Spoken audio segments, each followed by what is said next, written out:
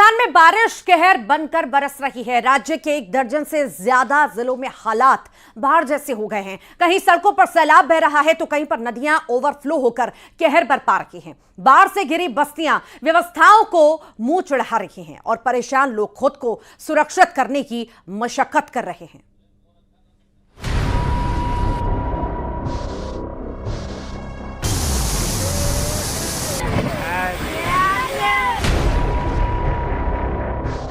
जोधपुर से सवाई माधोपुर तक तूफानी बारिश।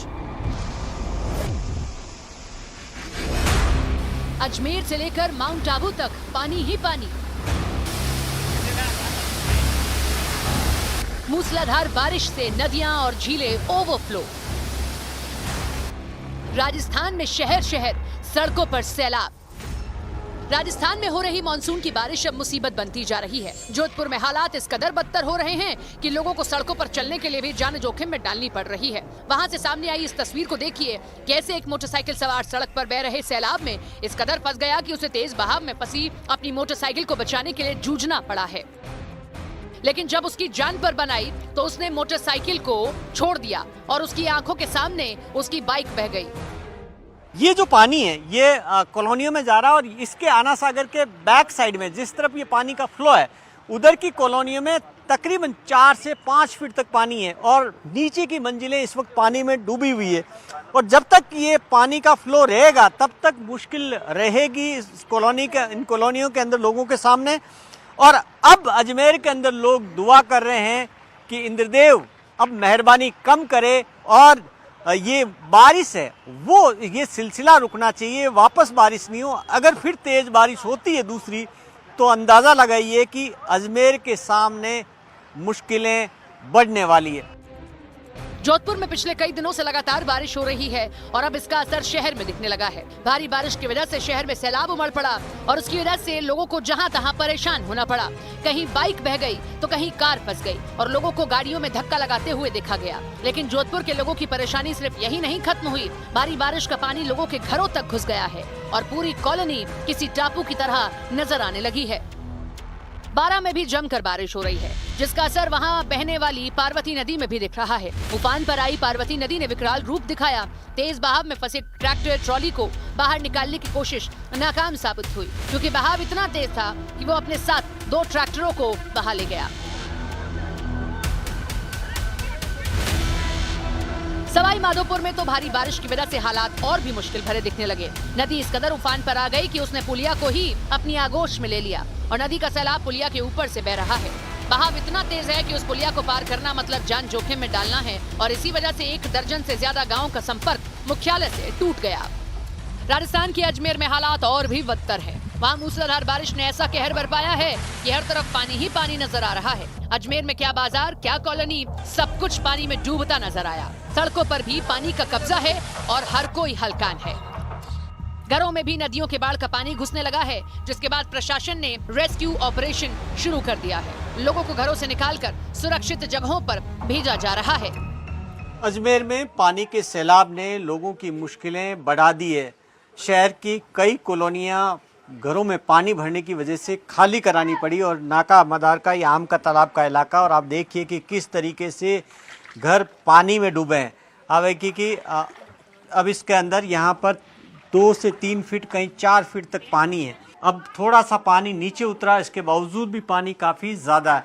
घर के अंदर घर का शायद कोई हिस्सा बचा होगा जहाँ पर आप देखिए कि किस तरीके से पूरा का पूरा सामान इस वक्त पानी के अंदर है।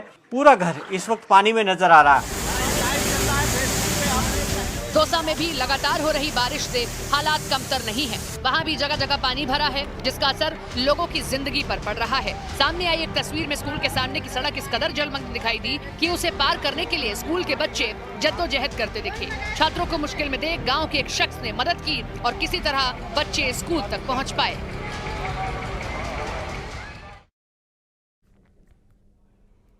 दौसा में भारी जल भराव परेशानी का सबब बना हुआ है। लालसोट के एक गांव के स्कूल के सामने पानी भर जाने से बच्चों को स्कूल पहुंचने में काफी दिक्कतें हुई।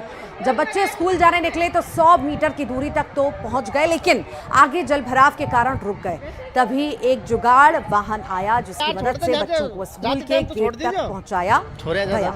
इसके बाद बच्चों ने अपनी पढ़ाई शुरू की। बैठो जल्दी बैठो, लेटे जाओ फटाफट।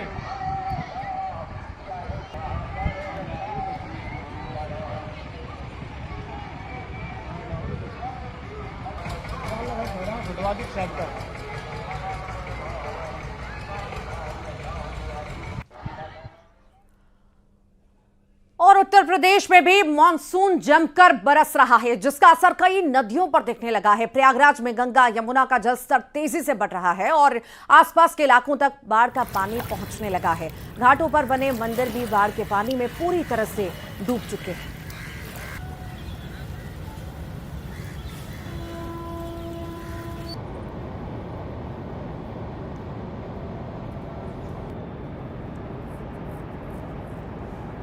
प्रयागराज की तस्वीरें आप देख रहे हैं। देखिए किस तरह से सभी घाट पानी पूरी तरह से हो चुके हैं। बहुत ज़्यादा पानी घाटों के बाहर तक आ चुका है। छोटी बस्तियों में, छोटे इलाकों में तक पानी पहुंच चुका है। जो मंदिर वहां पर हैं वो भी इस पानी में डूब चुके हैं। रास्तों पर पानी नजर आया। बलिया का अगर जिक्र करें तो यहाँ पर भी गंगा नदी के जलस्तर से अब रिहायशी इलाकों तक पानी पहुंचने लगा है, जिसकी वजह से लोगों में दहशत है। पिछले कई दिनों से लगातार हो रही बारिश की वजह से बलिया में गंगा का जलस्तर भी लगातार बढ़ रहा है और इसकी वजह से निचले इलाकों पे बाढ़ का खतरा भी मंडराने लगा है। कई बस्तियों में तो अभी से बाढ़ के पानी से घिरी नजर आने लगी हैं बस्तियां, लेकिन अभी तक प्रशासन की टीम इन बाढ़ प्रभावित बस्तियों तक नहीं पहुंची, जिसकी वजह से लोग परेशानियों का सामना भी कर रहे हैं। साउंड रो सब क्या वो थी, तेज हवा के साथ थी। जब देख ली कतना तेजी से कटाव शुरू बा। अभी अपनी के जहाँ खाड़ा बनी जा देख ली, ई दामोदरपुर से पानी लगी। तो वहीं बिहार का जिक्र करें तो बिहार का भी हाल कुछ अलग नहीं है। भारी बारिश की वजह से गंगा नदी उफान पर है। आलम यह है कि पटना के गांधी घाट और कृष्णा घाट पानी में डूब गए हैं। इतना ही नहीं, निचले इलाकों में पानी घुस गया। प्रशासन ने लोगों को उफनती नदी से दूर रहने की चेतावनी भी दी है।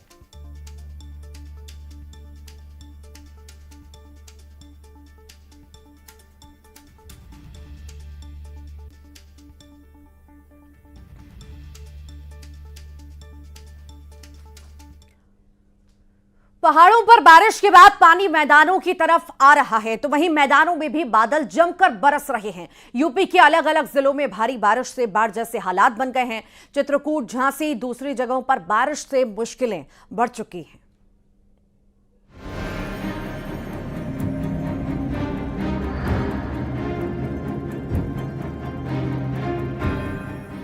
बारिश के मौसम में कई जगहों पर मानसून कहर बरपा रहा है। यूपी के बुंदेलखंड में भारी बारिश के बाद हालात मुश्किल हो गए। चित्रकूट में लगातार हो रही मूसलाधार बारिश और डैम के ओवरफ्लो होने से गेट खोले जा रहे हैं।